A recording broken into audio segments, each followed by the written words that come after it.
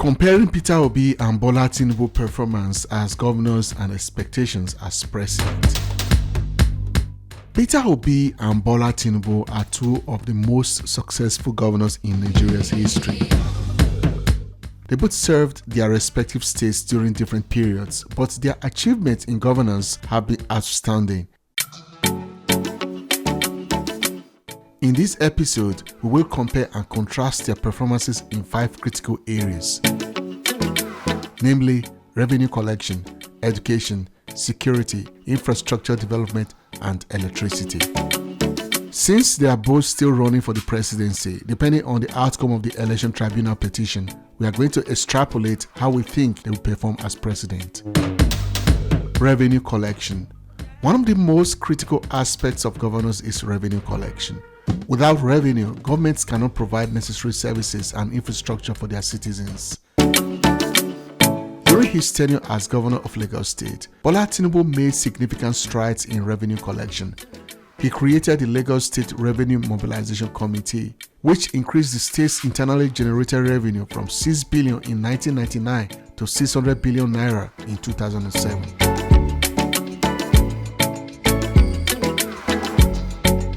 Bola Tinubu also signed a memorandum of understanding with the federal government to receive a portion of the value-added tax collected in Lagos, which further boosted the state's revenue.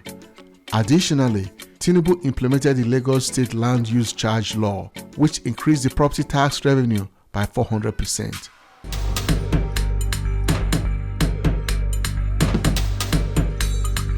Similarly, Peter Obi made tremendous progress in revenue collection during his tenure as governor of Anambra State.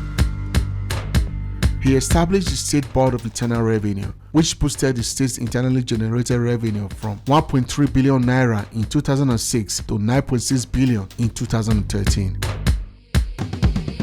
Obi also implemented the Anambra State Public Procurement Law, which increased transparency and accountability in government contracts, resulting in significant cost savings for the state. Clearly, Bola Tinubu outperformed Obi in this regard, but we must remember that these two states are significantly different in terms of their revenue generation potential. Furthermore, while Tinubu mostly relied on the use of non-state actors in revenue collection, Peter Obi instituted an official government parastatal for revenue collection. This enabled his successors to keep increasing IGR to the tune of 28 billion naira a few years down the road. Verdict. Both Tinubu, who is an accountant by training, and Peter Obi, a former head of banking institutions, performed excellently well in generating internal revenue for their respective states. We expect both of them to take the same level of excellence to the national level as president. Education. Both Bola Tinubu and Peter Obi were committed to improving the education sector in their respective states. During his tenure, Bola Tinubu established the Lagos State Scholarship Board, which provided scholarships to deserving students at all levels of education. He also implemented the Lagos Eco Project, which aimed to provide free education to all primary and secondary school students in the state. Additionally, Tinubu's administration introduced the Lagos State University Education Trust Fund, which provided financial assistance to universities to improve their infrastructure. Similarly, Peter Obi was committed to improving the quality of education in Anambra State. He increased the budget allocation for education from 6.8% in 2006 to 15.4% in 2014. Obi's administration renovated over 1,000 primary and secondary schools across the state and provided them with modern learning facilities such as computer labs, science equipment, and well-equipped libraries. He also introduced a school feeding program in Anambra State, providing meals to over 1 million primary school pupils every day. Verdict. Again, both Bola Tinubu and Peter Obi performed very well in their respective states in the area of education. However, we will give this one to Obi because of the steep task he inherited and the limited fund at his disposal. However, both of these two men have strong background in supporting education in their various states. We expect them to perform about equally the same at the national level as president, with Peter Obi being slightly better at the job. Security. Both Bola Tinubu and Peter Obi were committed to improving security in their respective states. During Tinubu's tenure as governor of Lagos State, he established the Lagos State Security Trust Fund, which was responsible for funding security agencies in the state. He also provided equipment and logistics to the police and other security agencies to improve their effectiveness. Additionally, Tinubu implemented the Lagos State Traffic Law, which reduced traffic congestion and improved security on the roads. Similarly, Peter Obi's administration established the Anambra State Security Trust Fund, which provided funding to security agencies in the state. He also provided vehicles and other equipment to the police and other security agencies to improve their effectiveness. Additionally, Obi implemented a ban on the use of motorcycles for commercial transportation in several areas of the state, which reduced the incidence of crime and accidents. Verdict. Although Tinubu and Peter Obi faced different sets of security challenges in their respective states, they both did well. Arguably, Lagos was a more complex state to provide security because of its size. Yet, Anambra State was really in agitation during Peter Obi's tenure. Obi's approach of engaging agitators may be a better solution than Tinubu's approach in dealing with insecurity in Nigeria. Yet, Tinubu has more support in restive areas of the north, such as the northeast. This political credit may help him better institute security-related policies acceptable to all. Peter Obi might struggle a bit with support in this area, especially because of the historical tension between the north and the southeast. However, since Peter Obi's economic policies is part of his security agenda, he might have a bit of an edge. If the economy is doing well and people have jobs, the issue of insecurity will reduce. Overall, both men will do equally well in terms of security. Infrastructural development. Both Peter Obi and Bola Tinubu were committed to infrastructural development during their tenure as governors. In Lagos, Tinubu implemented various road construction projects, including the Lekki-Epe Expressway, the Third Mainland Bridge, and the Lagos-Badagry Expressway. He also constructed flyovers and pedestrian bridges across the state to ease traffic congestion. Tinubu's administration also embarked on the construction of the Lagos State University Teaching Hospital, which improved access to quality healthcare for Lagosians. Similarly, Peter Obi embarked on several infrastructural development projects in Anambra State. He constructed various roads, bridges, and flyovers, including the 5-kilometer Umunia-Akuzu Road, the 11-kilometer Otuocha-Ezi-Agulu Ugbonike Road, and the 5-kilometer Ugbo-Amobia-Omalu Road. Obi also constructed the 12-story Anambra State Secretariat Complex in Awka, which houses all government ministries, departments, and agencies. Additionally, he initiated the construction of the Anambra International Cargo and Passenger Airport in Umueri, which is already boosting economic activities in the state. Verdict. While Tinubu did excellently well in infrastructural development in Lagos, he may not be able to replicate the same at the national level. Lagos had a high internally generated revenue during Tinubu's era. So, except he is able to replicate the same at the national level, there will be no money for infrastructural development on a large scale. On the other hand, Peter Obi's financial prudence and frugality will enable him to perform better in this area than Bola Tinubu. Nigeria is in a serious debt crisis. Only frugal measures will free up money for infrastructural development. In this area, we project that Peter Obi will outperform Bola Tinubu. Electricity. Electricity supply is essential for economic growth and development. During Tinubu's tenure as governor of Lagos State, he implemented the Lagos State Electricity Board, which was responsible for the generation and distribution of electricity in the state. The board embarked on various projects to improve electricity supply in Lagos, including the installation of street lights, transformers, and distribution lights in different parts of the state. Additionally, Tinubu's administration initiated the construction of Akute Power Plant, which was expected to generate 90 megawatts of electricity for Lagos. Similarly, Peter Obi implemented various projects to improve electricity supply in Anambra State. He initiated the construction of 24-megawatt Anambra Integrated Power Project, which was expected to provide uninterrupted power supply to industries and residential areas in the state. Obi also established the Anambra State Ministry of Power, which was responsible for the generation and distribution of electricity in the state.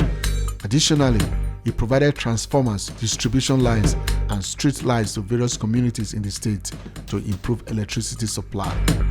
Both Peter Obi and Bola Tinubu made significant progress in infrastructural development and electricity supply during their tenures as governor.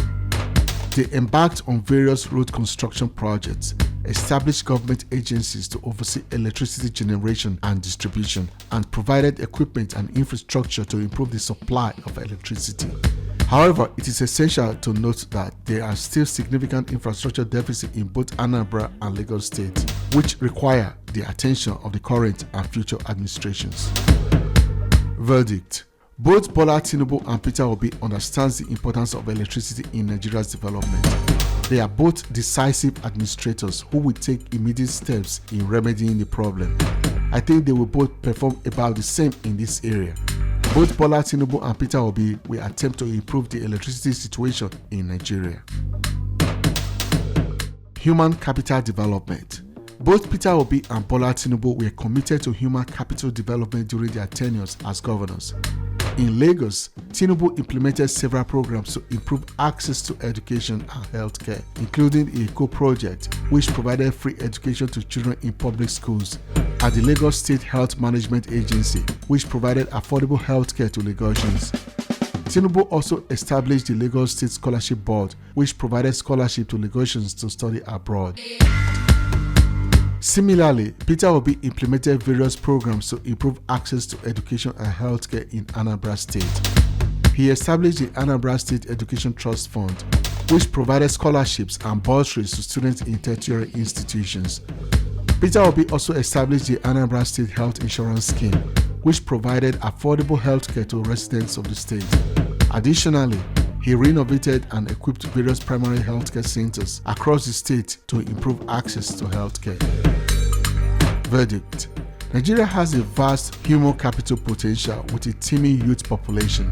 While Tinubu has demonstrated huge support for human capital development, Peter Obi may do better in this area. One reason being his ideological alliance with the youth of Nigeria. Without the support of the youth, there will be no Peter Obi at the national level. That is why Peter Obi has promised to let the youth have a major say in the development and direction of Nigeria. In this sense, he may be more sensitive to the development of human capital, especially among the young people. Debt profile. Peter Obi and Bola Tinubu also differed in their approach to managing the debt profile of their states when they were governors. During Tinubu's tenure as governor of Lagos State, the debt profile of the state increased significantly. The debt profile increased from about 2 billion naira in 1999 to about 32 billion naira in 2007 when Tinubu left office. However, Tinubu argued that the increase in debt was necessary to finance infrastructural development projects in the state. On the other hand, Peter Obi was known for his frugal approach to managing the finances of Anambra State. When he assumed office in 2006, the debt profile of the state was about 35 billion naira. However, Obi was able to reduce the debt profile of the state to about 9 billion by the time he left office in 2014. He also left a sizable savings for the state.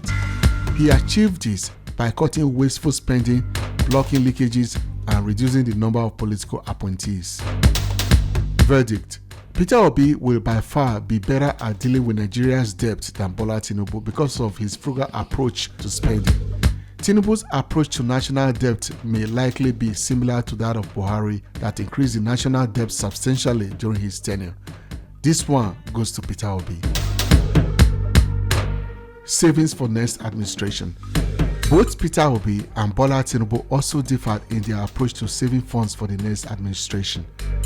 During Tinubu's tenure as governor of Lagos State, he established the Lagos State Treasury House, which was responsible for the management of the state's finances.